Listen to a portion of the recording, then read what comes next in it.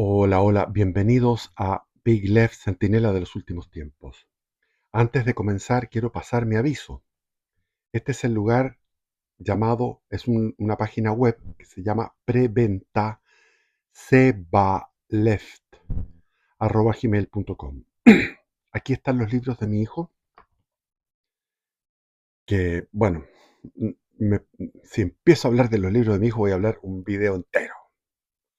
He leído algunos en mi canal.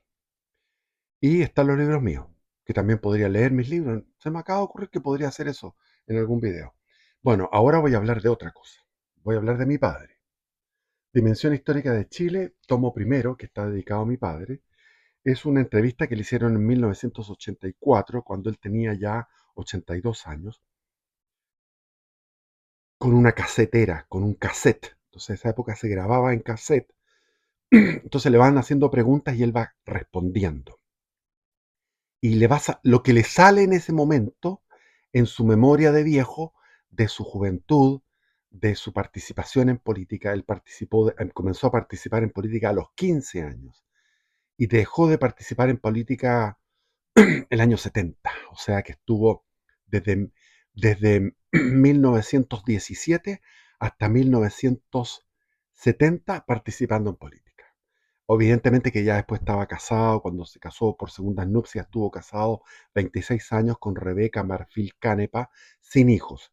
Después tuvo 5 años de viudez y se casó con mi madre, y cuando ya mi madre siempre decía, le preguntaban en el colegio, ¿qué quiere ser usted? Unas decían, quiero ser doctora, qué sé yo, quiero ser profesora. Ella decía, yo quiero ser mamá. Entonces ahí vinieron los hijos, vino la vida de padre ya a los 60 años.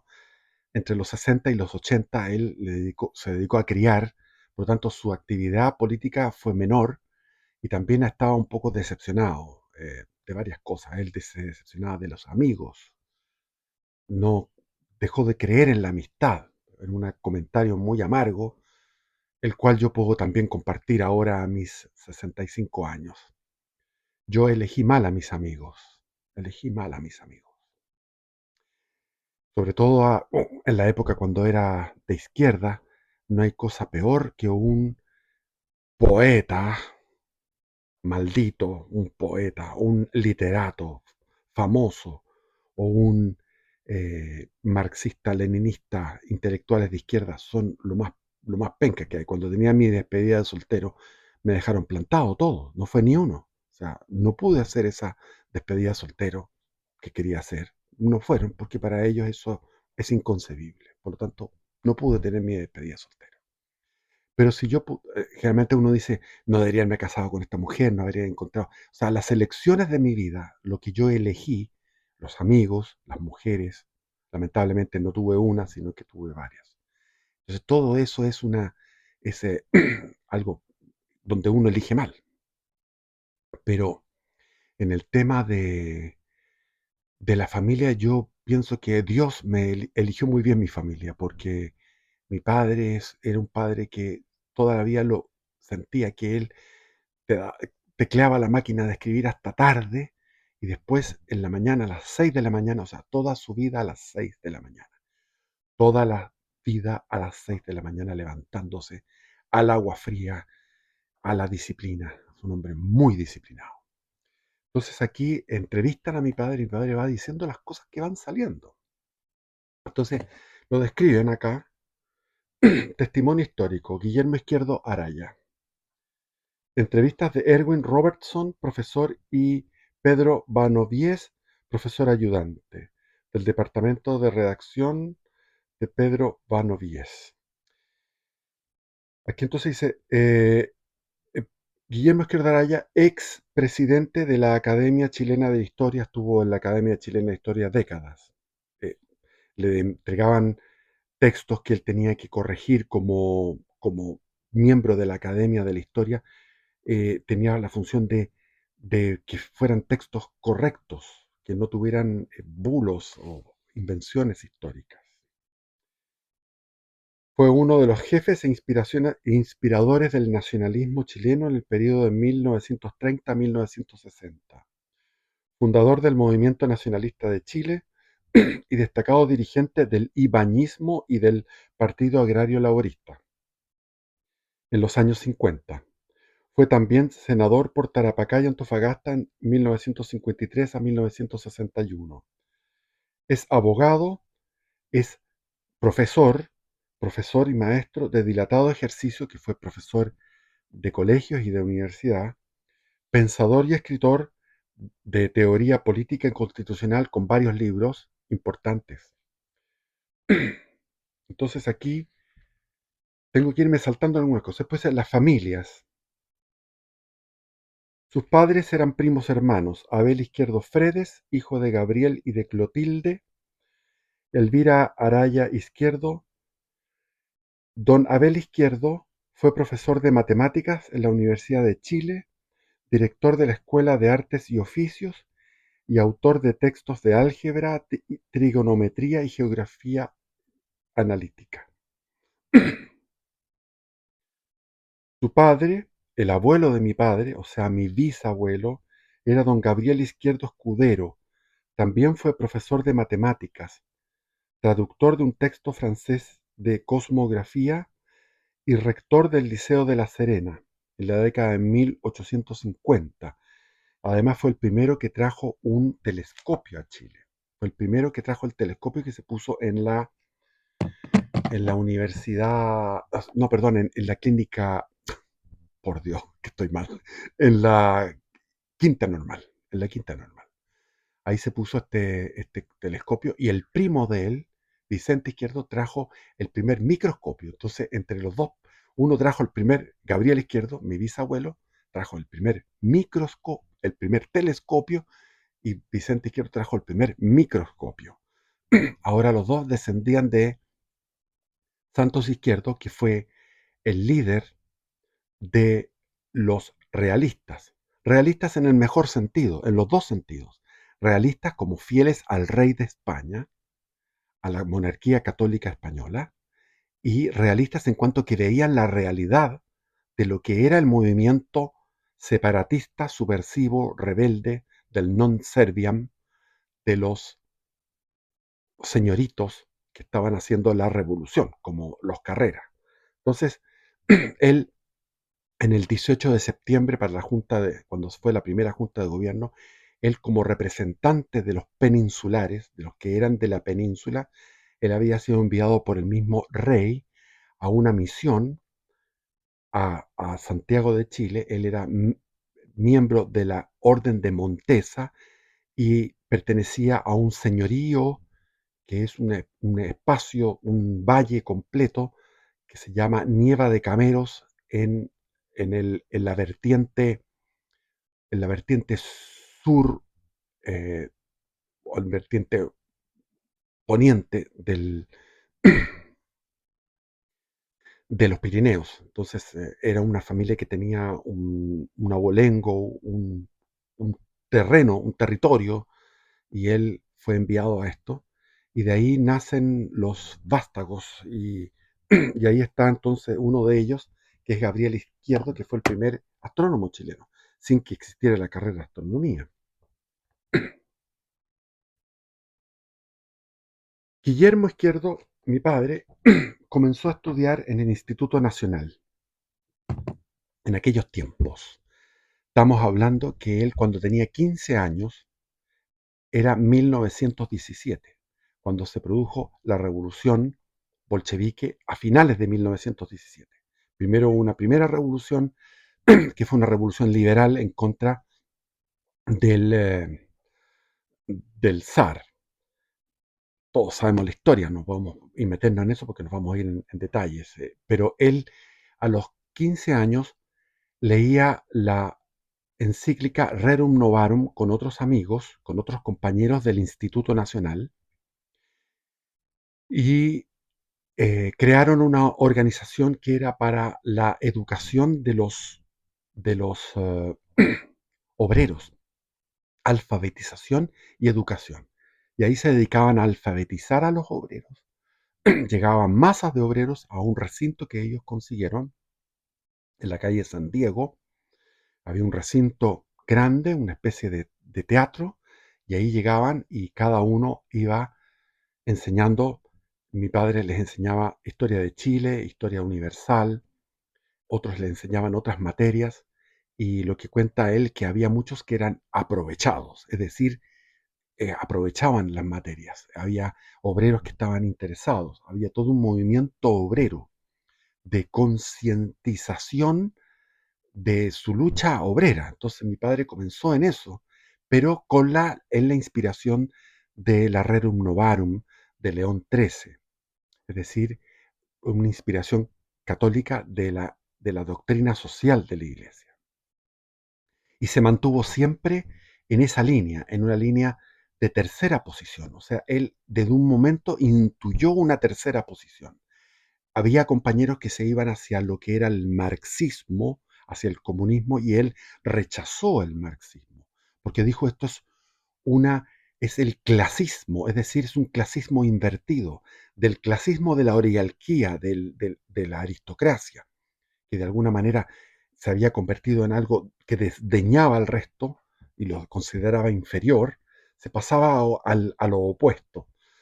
Y una sociedad, decía, no puede surgir, ni brillar, ni ser hermosa, próspera, libre, etcétera, sin que exista una colaboración de clases. Entonces él tenía desde un comienzo, tenía la idea de aquellos legisladores romanos de la época de la monarquía romana, de la primera tiempos cuando todavía no llegaba a ser el imperio romano, hablaban en los discursos de de la colaboración de clases, es decir, como que la sociedad es como un organismo con distintos órganos.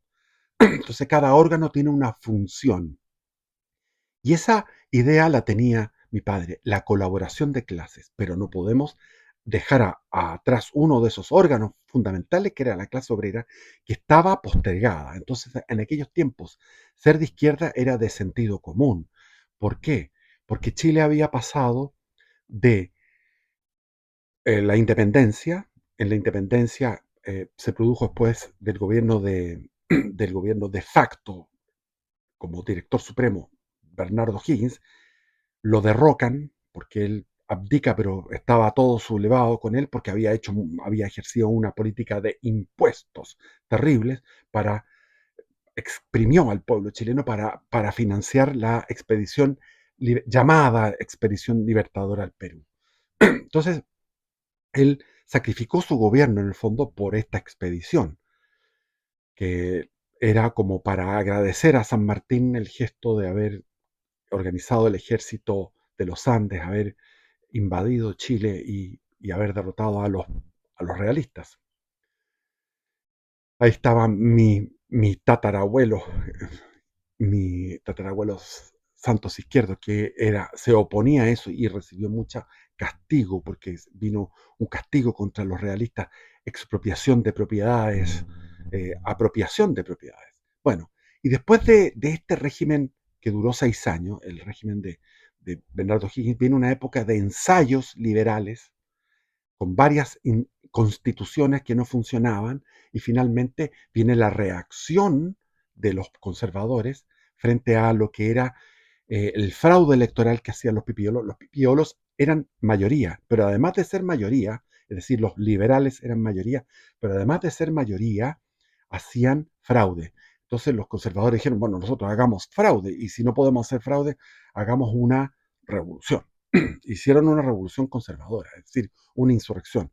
Y esta ola que comandó Joaquín Prieto Vial, que después fue presidente por 10 años, el primer decenio, quien iba surfeando arriba de la ola era el genio de Diego Portales, que ideó un sistema que duró en el tiempo primero 30 años, desde 1830 a 1860, gobernó el presidente como una especie de rey, sin partidos políticos. Los partidos políticos eran marginales, sin ninguna importancia.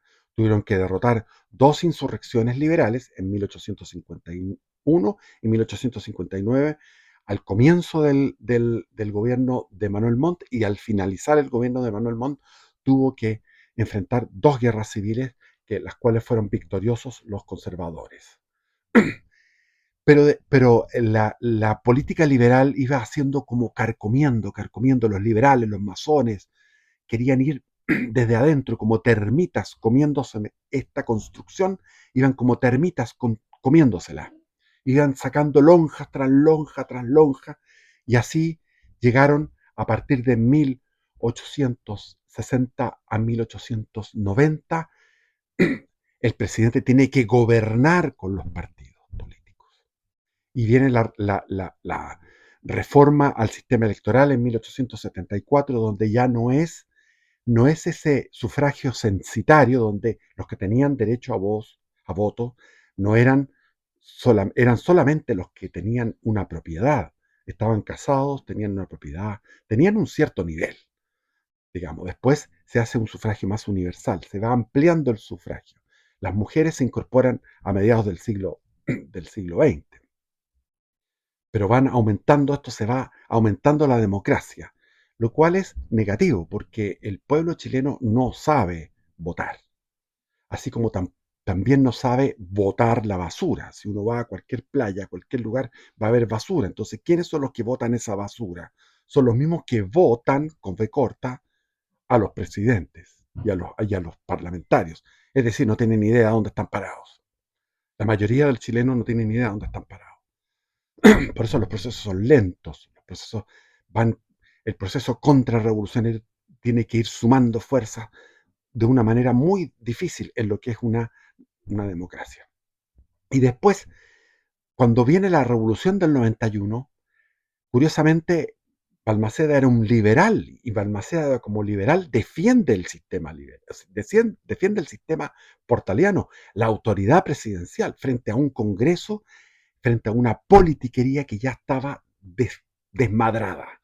Entonces estaba salida de cauces, había salido de cauce todo esto, y había una politiquería y un odio tremendo hacia la figura de un presidente autoritario como era don Manuel, eh, José Manuel Balmaceda, que venía de otro, porque lo que dice Francisco Antonio Encina, que el chileno se acostumbraba a un gobierno presidencial de un presidente más bien suave, después venía uno autoritario. Entonces, uno suave, uno autoritario, y íbamos así. Entonces, el pueblo, no el pueblo, sino que la fronda aristocrática, los aristócratas que querían manejar ellos directamente la política, ellos se conformaban porque venía uno autoritario y querían derrocarlo, pero después venía uno suave.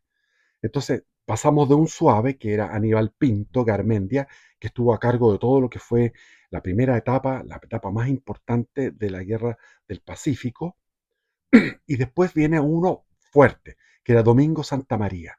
Y ahí correspondía a uno suave, pero por azar del destino llegó uno fuerte, que era José Manuel Balmaceda, y el potro de la aristocracia empezó a corcovear y lo botó. Finalmente, José Manuel Balmaceda termina con un tiro en la cabeza después de haber sido derrotado en las dos batallas, en la de Concón y de Placilla y otras más, porque fue una guerra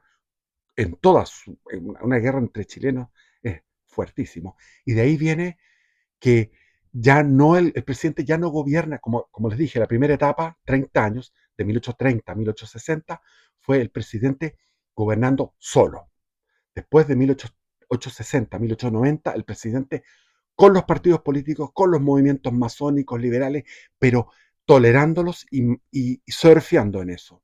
Pero después de la revolución, de la llamada revolución, que podría llamarse revolución o guerra civil, se produce 30 años, o sea, hasta 1920, hasta 1920 tanto, pero no importa, hasta 1920 básicamente, 30 años de nuevo, donde los partidos políticos son los que rigen, pero más que nada los partidos políticos que expresaban la voluntad de una aristocracia que ya gobernaba de facto como parlamentarismo, de facto, aunque no de juris, no como estructura. La constitución del 33 rigió 93 años y tenía una estructura presidencialista, pero en los hechos había, se producía la rotación de ministerios y el país no podía progresar.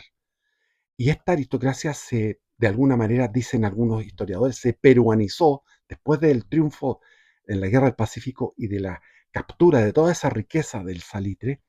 Se produjo se ablandó esta aristocracia, que antes era magra, tenía todos los pectorales, no tenía nada de grasa. Se veían las calugas de los de sus abdominales, o sea, era una aristocracia recia, fuerte, ágil. Se fue transformando en algo obeso, decadente y postergando lo que antes se tenía una cierta, porque eso se manifiesta en lo que fue la Guerra del Pacífico. La Guerra del Pacífico era una unión formidable entre los aristócratas que eran la oficialidad y la tropa. La tropa y la oficialidad estaban unidas y eso fue lo que determinó ese éxito, porque había una unidad de alma, había una unidad nacional, porque la aristocracia compartía en, en los fundos, sobre todo en sus propiedades agrícolas, había una convivencia diaria y buena. Pero esto empieza a generarse una oligarquía minera, una oligarquía bancaria, empieza una burguesía, digamos. Entonces se transforma, las riquezas lo hacen ir a París o a Londres o a Nueva York a derrochar sus platas. Incluso algunos llegaban, en el barco llevaban hasta su vaca. Había algunos, y todos iban a hacer su educación sexy mental a Europa, sobre todo a París. Ante este relajamiento, las masas obreras estaban, por un lado, con los anarquistas y con los comunistas. Pero también había una corriente, que era la que pertenecía a mi padre, desde los 15 años. Entonces, enseñaban alfabetización a los obreros. A su vez, tomaba la bandera chilena, iba con un grupo de jóvenes a la Plaza de Armas a predicar esta buena nueva, que era hacerse cargo de los problemas sociales. Pero no, o sea, estaba Luis Emilio Recabarren, que después fundó el Partido Comunista, estaban los que después fundaron el Partido Socialista, etcétera, que se metieron todos en el Partido Demócrata, que era el partido más de izquierda. Y ahí mi padre entró, pero lo miraron con desconfianza porque él era de apellido Izquierdo. Izquierdo era un apellido vinoso, un apellido aristócrata. Y esta era una rama de los izquierdos que se dedicó a lo que era la vida intelectual, la vida como profesores, una vocación de profesores, una vocación de intelectuales, de escribir libros, de, de ser rectores de colegios, de, de- de instituciones. Entonces eh, se habían constituido en una clase media alta y los hijos los enviaban a los institutos nacional, a estos liceos emblemáticos de calidad, de excelencia. Entonces mi padre desde joven, a las 6 de la mañana, con su disciplina, comenzó a prepararse para el bachillerato, tuvo un bachillerato con todas las notas altas, y ahí se los peleaban en aquella época. No era como ahora que uno tiene que... Bueno, ahora está un poco así porque hay un negocio detrás, pero en aquellos tiempos los que se recibían de bachiller se los peleaban, sobre todo los que venían del Instituto Nacional, se los peleaban. Y él, en vez de escoger derecho, que quería estudiar dos carreras, estudió derecho e historia, las dos. Y comenzó a estudiar las dos carreras, pero al mismo tiempo tenía que mantenerse. Entonces también trabajó en el departamento de puertos, en la comisión de puertos, que estaba frente a la Moneda, está en la Plaza de la Constitución al frente. Entonces ahí tenía que trabajar y esa plata también se la daba a su madre. Entonces era un nivel de sacrificio tremendo, un nivel de disciplina tremendo. Y entonces toda este fervor eh, político que había, esta clamar por justicia, porque se hiciera un código del trabajo, porque hubiera una jornada de 8 horas, que había sido antes durante la monarquía católica española, hubo una regimentación de todo esto, pero después con el liberalismo a ultranza que se había practicado durante el siglo XIX, las masas estaban completamente desprotegidas. Por ejemplo, los veteranos de la Guerra del Pacífico tenían que andar mendigando, estaban mutilados, había miles de mutilados en las batallas de Chorrillos, Miraflores. ¿Qué es lo que hacían? Estiraban la mano, si es que tenían mano, pedían limosna, porque no había una política de Estado de, de bueno, darle un bono de por vida a los héroes, a los veteranos de la guerra.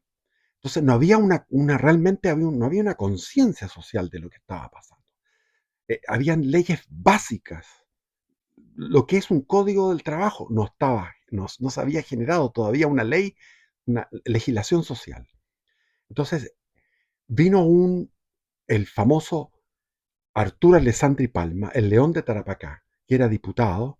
Él se presentó como candidato a presidente y recogió todas estas inquietudes de este ensanchamiento de la masa electoral, que ya incluía una cierta cantidad de obreros, porque había que saber leer y escribir. Entonces, los que sabían leer y escribir, los que estaban casados, podían bajo los 21 años, y los otros sobre 25 años, etcétera.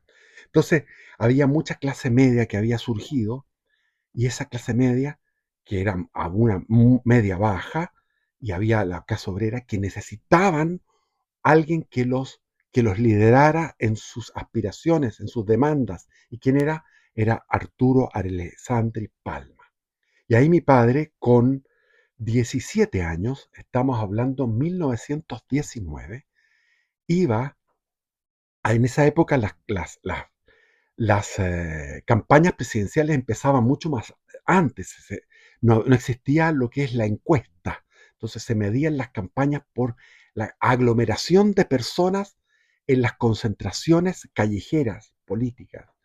Y él hacía todas las semanas un discurso desde su casa, que estaba al lado de lo que es el Ministerio de Defensa, yendo entre Morandé y San Diego. Ahí estaba la casa de Arturo Alessandri, y se juntaba la gente, y mi padre se juntaba como joven de 17 años a mirar a este líder con su voz abaritonada, con su fuerza oratoria fabulosa. Y llegaba y dice que en una oportunidad pescó su sobre todo, su abrigo, y lo tiró a las masas y le decía: mi chusma querida, etcétera.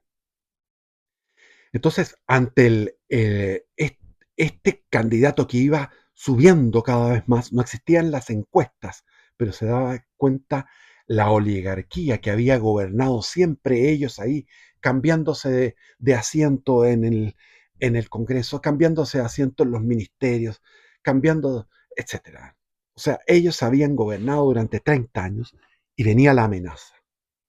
Entonces, frente a la amenaza, estaba gobernando en aquel momento Juan Luis Sanfuentes, y Juan Luis Sanfuentes tenía un ministro que se llamaba Ladislao Errázuriz, y inventaron un problema con Perú y Bolivia, que venía la guerra nuevamente de Perú y Bolivia.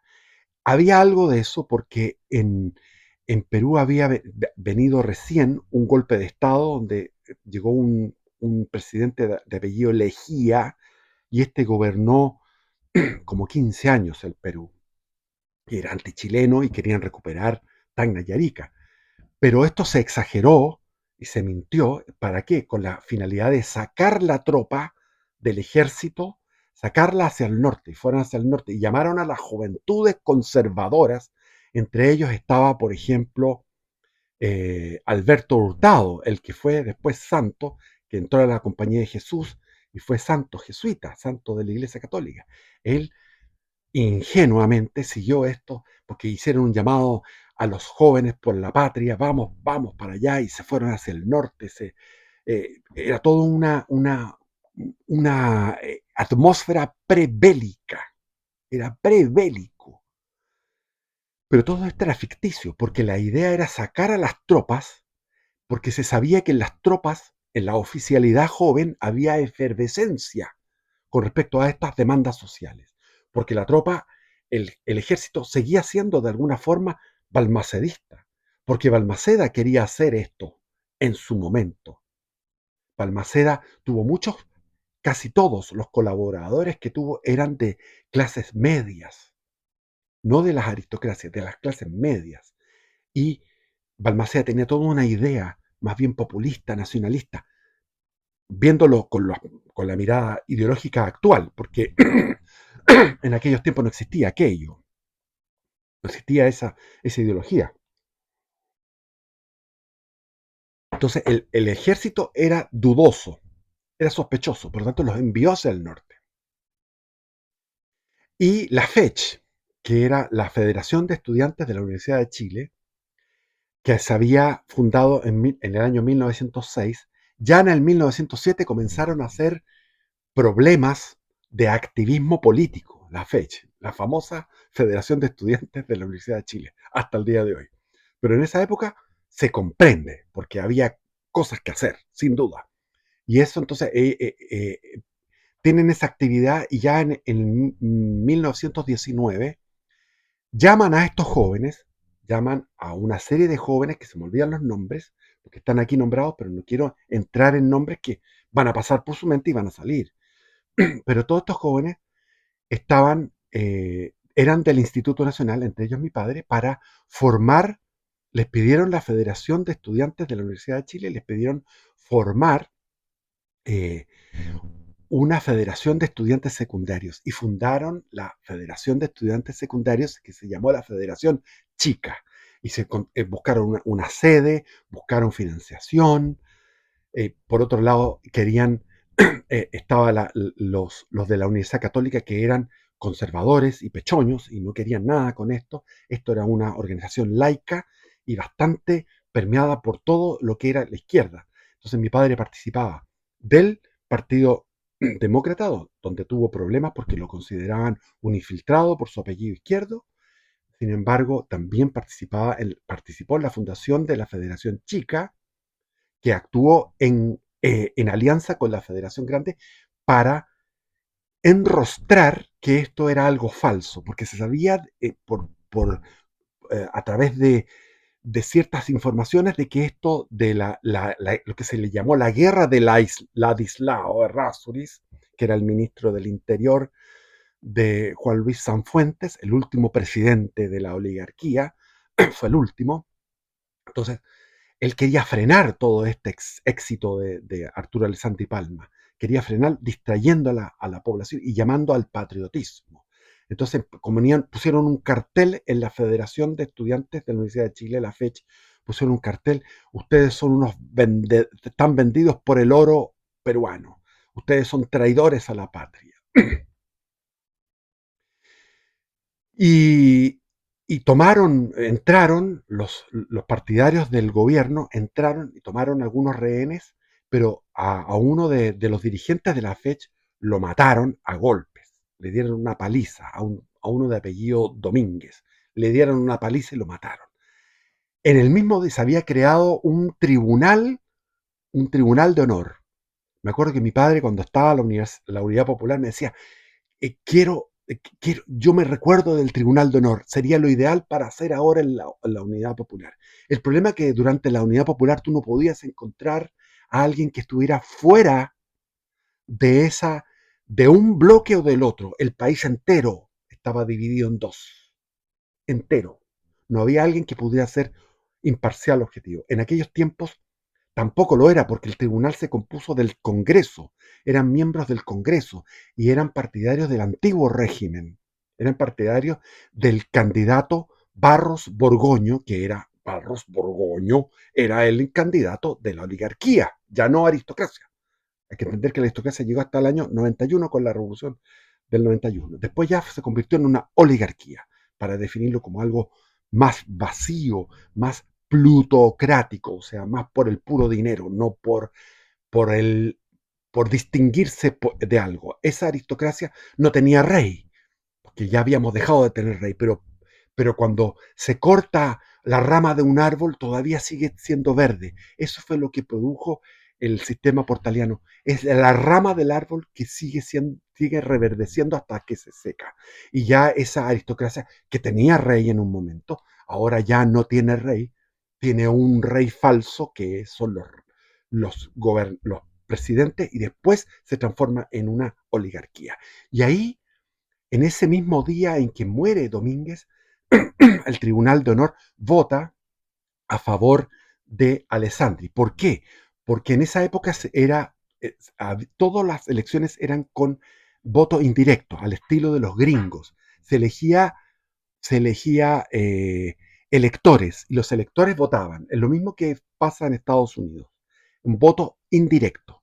Y por un voto ganó Arturo Alessandri Palma. Y el tribunal no pudo, con todos estos acontecimientos, cuando se supo que todo esto había sido una farsa, lo de la guerra de Ladislao había sido una farsa, entonces se supo esto y se decidió dar la presidencia a eh, Arturo Alessandri Palma. Y ahí viene la algarabía, el contentamiento de todos estos jóvenes y de muchos dirigentes no tan jóvenes. Y comienza el gobierno de Arturo Alessandri Palma y al mismo tiempo, ese mismo año, mi padre cumple 18, termina su bachillerato y entra a estudiar pedagogía en historia, geografía y educación cívica. Durante esos 5 años, él participa en política y se gradúa se titula de profesor con una memoria sobre Tarapacá y Antofagasta. Curiosamente, todo eso que era geografía humana de Tarapacá y Antofagasta. Esa geografía humana, curiosamente, era como una profecía que él después iba a ser senador por Tarapacá y Antofagasta. Y al mismo tiempo estudiaba Derecho y al mismo tiempo trabajaba en la Comisión de Puertos porque juntaba plata para dársela a su madre, que estaba viuda, con otros hijos, hermanos. Y ahí le tocó él ver en el año 24. Él estaba enfrente de la moneda y ve el despliegue de las tropas. Esto había pasado el día 4 de septiembre, lo que se llamó el ruido de sables, porque la oficialidad fue como a la galería del Congreso y estaban los diputados y los senadores estaban discutiendo eh, subirse la dieta parlamentaria, subirse los sueldos. Y la juventud, la oficialidad del ejército, se indignó y amenazó. E inmediatamente el Congreso, bajo presión, es decir, como decía, me acuerdo, con la metralleta en la raja, todo el mundo trabaja. Es decir, con el sable ahí listo, con la pistola en la sien, empezaron a sacar todas las legislaciones sociales. El 5 se constituyó una junta y el 11 de septiembre se tomó esto. Entonces, en aquel 11 de septiembre de 1924, mi padre estaba mirando y salió a incorporarse a los jóvenes que estaban ahí, él con 22 años, ya cerca de recibirse, porque era un estudioso que estudiaba los ramos a una velocidad para aprobar. eh, Se incorporó a una masa de 200 jóvenes que iban detrás de Altamirano, que Altamirano se constituyó en una junta. Y esa junta para... eh, eh, él fue como el ministro del Interior, pero eh, Arturo Alessandri Palma había tenido un gobierno pésimo todos esos años, el año 21, 22, 23, esos 3 años fueron fatales, el 24. ¿Por qué? Porque el Congreso no lo ayudaba en lo que él quería hacer. Por lo tanto, el poder del Congreso seguía siendo fabuloso y un presidente no podía hacer lo que tenía que hacer, que era lo que quería hacer Arturo Alessandri Palma. Y los movimientos sociales estaban en una efervescencia tremenda. Entonces ahí le tocó participar en esta algarabía de la constitución de este nuevo gobierno, donde Arturo Alessandri Palma se fue, y se fue para Europa. Tomó un barco y se fue. Y ahí esta junta empezó a derivar en una especie de derechización, y mi padre estaba ahí trabajando también y ve con sus propios ojos cómo entra a la moneda el coronel jefe de la Escuela de Caballería, el coronel Carlos Ibáñez del Campo, revólver en mano, adelante de la oficialidad que iba con él, con movimiento de tropas cercando la Moneda para destituir a Altamirano y a su junta y constituir una nueva junta. Esto fue a comienzo en enero del 25. O sea, la junta duró lo que fue septiembre, octubre, noviembre, diciembre, la de Altamirano. Pero ahora, en enero, se produjo, el 23 de enero me parece, se produjo este nuevo golpe. Mi padre ahí trabajando vio todo esto con emoción, cómo se constituyó una nueva junta y llamó a Arturo Alessandri Palma de vuelta. El 3 de marzo llega Arturo de Alessandri a Chile y lo tuvo que esperar mi padre 2 horas porque había mucho atraso, porque en cada pueblo, en cada estación de ferrocarril que venía desde Valparaíso, en cada pueblo salía la gente a celebrarlo y él dice que nunca más vio una efervescencia popular como fue el retorno de Alessandri en marzo de 1925. Llegó como un triunfador, arcos de triunfo con flores en la Alameda, las masas, y ahí estaba él disfrutando este momento histórico. ¿Qué pasó? Las organizaciones como la FECH, la Federación de Estudiantes Secundarios que había fundado mi padre, el Partido Demócrata, desde el cual después surgieron otros partidos, entre ellos el Partido Comunista, Partido Demócrata, pero Partido Comunista porque Luis Emilio Recabarren no le gustó ese partido, porque era un partido que tenía antigüedad, venía del siglo XIX, y era el más a la izquierda, pero era una izquierda de aquellos tiempos. Y Luis Emilio Recabarren quería otra cosa, quería irse al infierno directamente, como lo hizo, suicidándose y fundando el peor de los partidos de la historia de Chile, el más dañino, que es el Partido Comunista. Entonces, en el Partido Demócrata, todos estos estaban buscando una especie de asamblea para redactar una nueva constitución.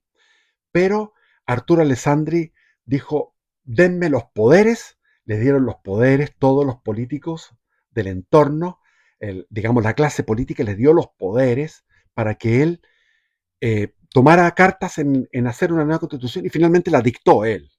O sea, la constitución del 25 está dictada por Arturo Alessandri Palma, así como la constitución del 80 fue dictada por el hijo, por Jorge Alessandri Rodríguez, que fue presidente también y que dictó una constitución que fue la constitución del 80, la que nos rige actualmente, la llamada constitución de Pinochet o de Jaime Guzmán. No, señor, el que gobernaba aquello con su criterio era el hijo de Arturo Alessandri Palma, que era Jorge Alessandri Rodríguez. Así que los dos son los creadores de dos constituciones. Y salió rápidamente la constitución, había que aprobarla, fue muy difícil, no fue muy poco el padrón electoral a votar, se sacó la constitución, no me acuerdo con qué porcentaje, pero inferior a la aprobación que ha tenido la de Pinochet. La de Pinochet ha tenido el año 80, que fue un 67% de aprobación, el año 1980, después tuvo un 90% en las reformas que se hicieron el año 89, después mediante el Congreso vienen las reformas de Lagos con mayoría, y después en los dos plebiscitos se rechazaron los dos intentos constitucionales porque esa constitución del 80 es la más ratificada por el pueblo de la historia de la humanidad. Hablemos así. La constitución de Pinochet, que es la constitución de Jorge Alessandri. Bueno, sacó la constitución, pero ahí estaba una lucha de poderes. Estaba Carlos Ibáñez del Campo, enviaba notitas a distintos lugares, él mandaba a través de notas, de circulares, de cartas, mandaba, y había una pugna entre Alessandri y Ibáñez que estaban cohabitando el poder de facto que había tomado Ibáñez del Campo y el poder popular y el poder jurídico que tenía Arturo Alessandri. Entonces, durante esos meses hubo una cohabitación y Alessandri no quería que fuera elegido en una próxima elección presidencial Carlos Ibáñez del Campo. Por lo tanto, renunció. Antes de terminar su mandato, que era en diciembre, él renunció y estaba la campaña presidencial, y Carlos Ibáñez del Campo vio esto y dijo, yo no me subo a esto. Entonces quiso subir a eso. Dijo, no, tuvo ojo político. Esto, lo mío no es ahora, lo mío es después. Y ahí hubo un consenso de todos los políticos para nombrar a Emiliano Figueroa Larraín como un personaje de consenso. Emiliano Figueroa Larraín. Y en la elección mi padre apoyó a José Santos, que era un médico que apoyaba a toda la izquierda de esa época, la antisistema, porque consideraban que todos estos eran arreglines de la casta política. Entonces, sacó un 70% Emiliano Figueroa Larraín en la votación y un 28% José Santos. Entonces, de ahí viene el gobierno de Emiliano Figueroa Larraín y continúa Ibáñez gobernando de alguna manera como ministro de guerra, como ministro de, no me acuerdo, pero él sigue gobernando y en un momento determinado eh, viene una crisis en el año 27, donde Carlos Ibáñez del Campo se presenta como candidato a la presidencia sin competidores, porque todo el mundo clamaba porque Carlos Ibáñez del Campo fuera el jefe el 80% del país clamaba a gritos por Carlos Ibáñez del Campo porque querían que él aplicara lo que él llamaba la termocauterización. ¿Qué es lo que es termocauterizar? Decía, es como tomar una cosa con, yo creo que en aquellos tiempos de haber habido en medicina, como cuando por ejemplo uno quiere sacar un lunar, al lunar lo cauterizan, cuando tiene derrame de sangre, le cauterizan esa vena que sale de la sangre. Entonces él hablaba de termocauterización. Tenía que era, no solamente interpretaba todo lo que era la parte social, sino que también estaba por la seguridad. Entonces se presenta sin competencia y arrasa en las elecciones porque no tenía competencia. Y comienza su presidencia, que se le llama dictadura porque gobernó sin Congreso, y él estuvo el año 27, que es que Chile necesitaba un presidencialismo fuerte, y comenzó el 28, el 29, el 30. Bien, pero ya el 30, o sea, en diciembre del 1929 vino el crack de la bolsa de Nueva York y viene la famosa crisis del 29, que según los expertos, Chile fue el país que más sufrió con la crisis del 29. Fue el país que más sufrió de todos los países, porque ya veníamos sufriendo desde el final de la Primera Guerra Mundial, todos estos años, con la baja del precio del salitre, por la competencia con el salitre sintético que habían inventado los alemanes. Cuando estaban cercados por mar, había un bloqueo marítimo tremendo de Inglaterra. Alemania se pasaba hambre en la Primera Guerra Mundial. Se pasaba hambre. Las tropas también pasaban hambre. Por eso que la última ofensiva alemana falló, porque las tropas, en vez de seguir atacando, como correspondía en una ofensiva, con toda la disciplina alemana, las tropas entraron a los pueblos y vieron que había comida, porque en Francia había comida, en Inglaterra había comida, donde no había comida era en Alemania, porque estaba bloqueado por la superioridad de la escuadra inglesa. Entonces los ingleses bloquearon a Alemania. Y ahí ellos tuvieron que inventar el salitre sintético. Entonces ya veníamos sufriendo, aunque se seguía explotando el salitre, se explotó hasta la década del 60. Pero vino este crack de la bolsa en diciembre de 1929 y año 30, gobernando Ibáñez, se produce la tragedia de la quiebra de muchas empresas, en la llegada de miles y miles de obreros desde las salitreras del norte que tenían un buen vivir.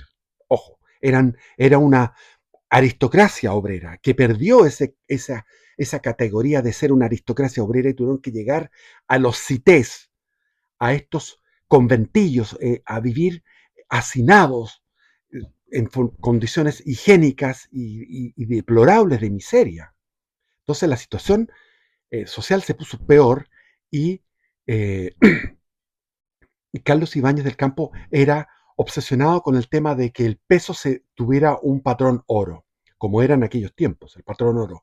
Eran 6 peniques el peso, pero él no quiso bajar el precio del peso para que al bajar el precio, al de poder hacer más emisión y con esa emisión de plata poder reactivar de alguna manera la economía. O sea, no tenía la idea Keynes de estimular la economía. Por lo tanto, lo que hizo fue mantenerse firme en la política del peso respaldado en oro, es decir, no se deterioró la moneda, pero en la calle cada vez más había incluso muertos, porque en aquellos tiempos no existía los gases lacrimógenos, los carabineros tenían que disparar, hasta que llegaron dos personajes que murieron que eran de la aristocracia, uno de apellido Pinto Sañartu y el otro de apellido, bueno, murió uno de ellos primero que había sido compañero de mi padre,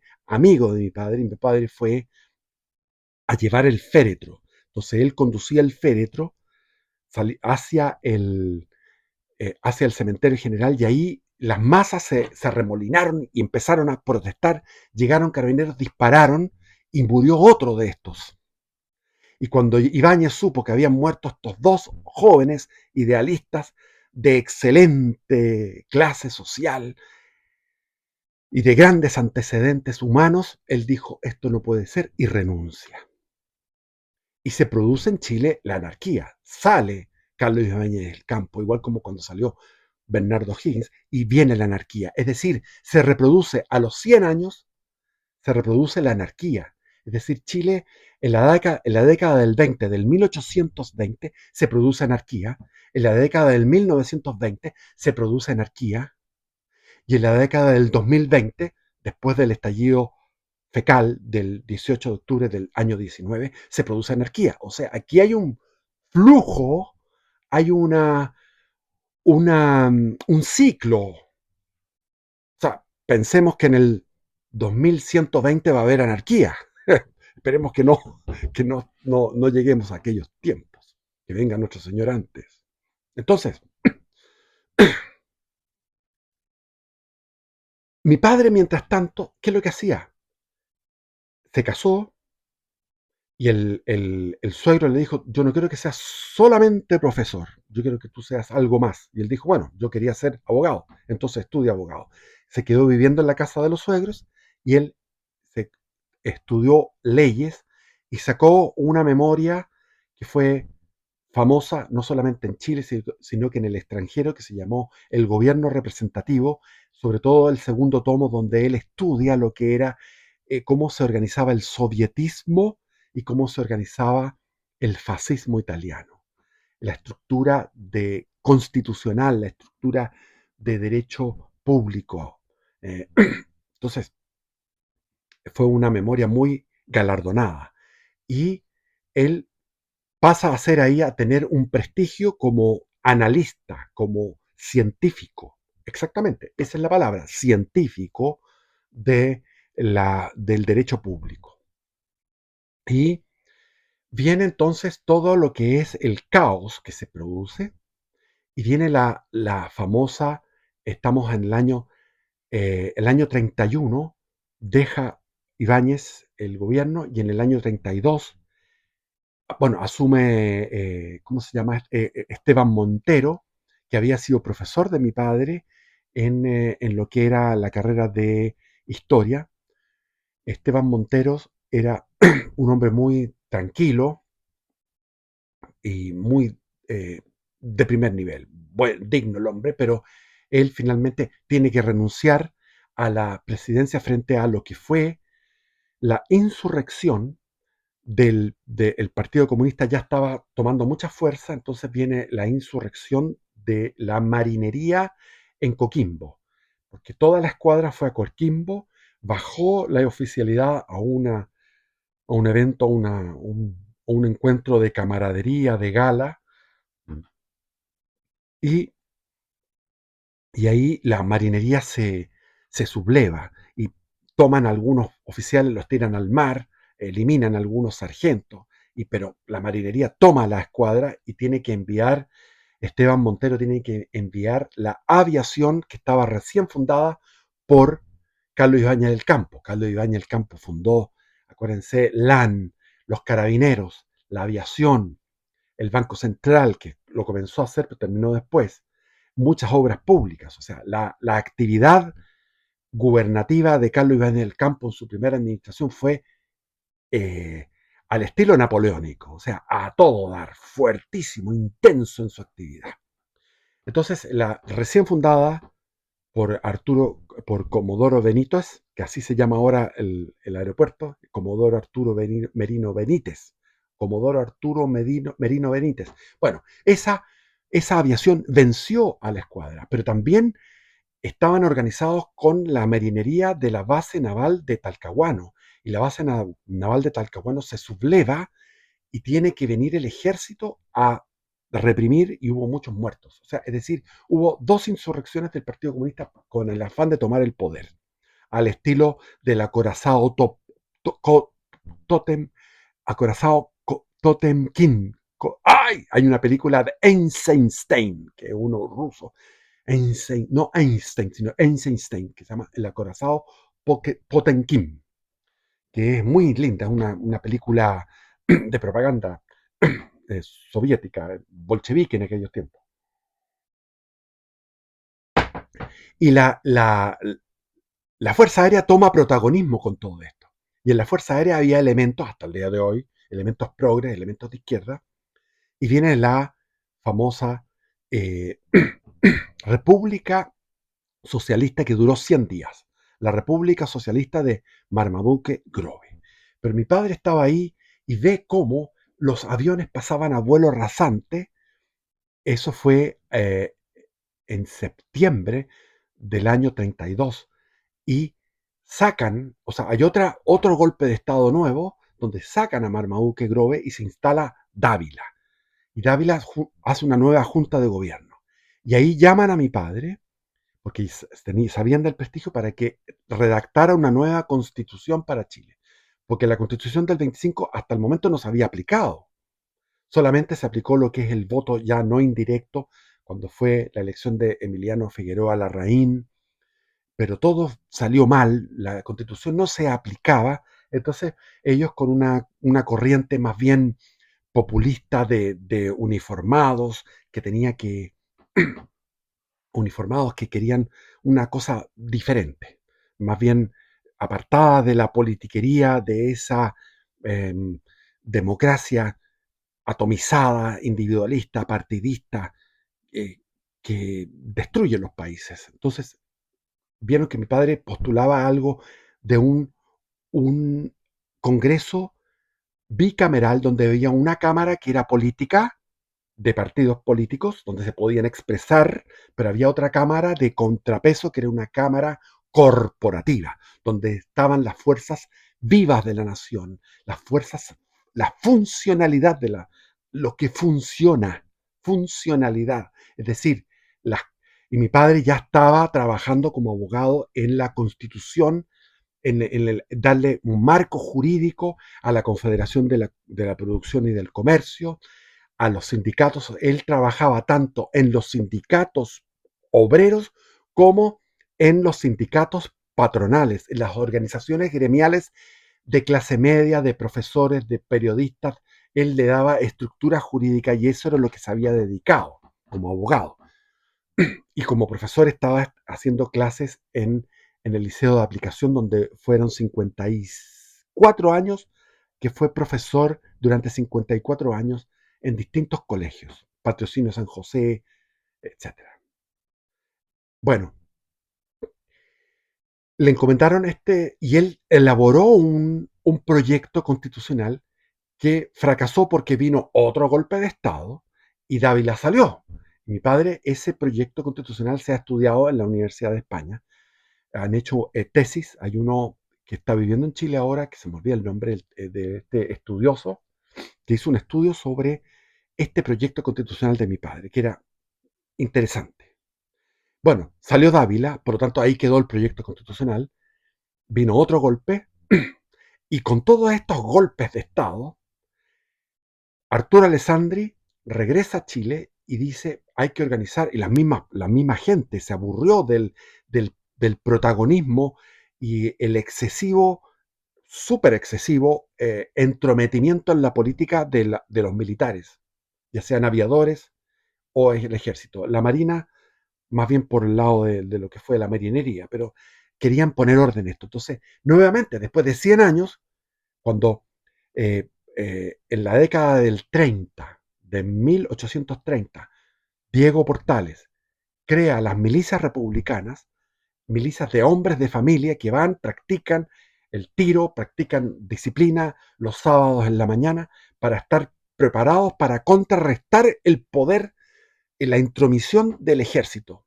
para tener un poder que contrapese al ejército. Y eso se dio en el combate de Barón en 1836.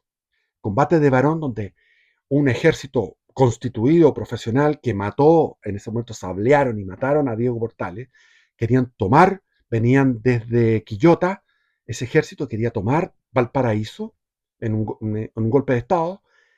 Ahí se enfrentan las milicias republicanas y derrotan a un batallón profesional. Aquí también surgen las milicias republicanas. Y yo recuerdo cuando era joven que iba a distintos lugares y me encontraba con viejos que me contaban, me acuerdo el famoso Middleton, apellido Middleton, que tenía un fundo a orillas del río Aconcagua. Entonces yo en esa época, de 13 años, con mi amigo, íbamos y nos metíamos al río y el río Aconcagua nos llegaba hasta el cogote y con agua cristalina. Ahora está seco. Y en ese fundo estaba este señor Middleton que me hablaba de lo lindo que había sido aquella experiencia de las milicias republicanas que comenzaron a armarse, el pueblo se comenzó a armar con, con plata, con suministros del gobierno. Entonces, ¿qué pasó? La moneda quedó vacía. En un momento después de Dávila quedó vacía. 10 días, 10 días, sin vigilancia, sin carabineros, sin funcionarios, sin aseadores, sin presidente, sin presidente del Senado, porque no había, sin presidente de la Cámara de Diputados, porque no había. Lo que había era el presidente del Poder Judicial. Entonces nombraron al presidente del Poder Judicial que estuvo gobernando un tiempo. Pero imagínense, la moneda expuesta al saqueo, al robo, y no pasó nada. No pasó niente, nada. No pasó nada. Ese era el Chile. Entonces, vuelve Arturo Alessandri Palma con una gran elección donde sale abrumadoramente ganador y comienza su nuevo periodo que va de finales del 32 al 38, a finales del 38. Este periodo presidencial se caracteriza al comienzo porque Arturo Alessandri Palma da armas a la gente de bien, a los profesionales, a los obreros, a la gente que estaba realmente por el orden, y forman estas milicias. Y después ellos, cuando Alessandri Palma les dice, bueno, traigan las armas de vuelta porque ya cumplimos nuestra función, ellos fueron y les entregaron las armas de vuelta. Les entregaron las armas de vuelta. ¿Ustedes creen que pasaría eso ahora? ¿Qué Chile era ese? ¿Qué Chile era ese? ¿Qué Chile era ese? Devolvieron las armas. La moneda, 10 días sin nada, sin guardias,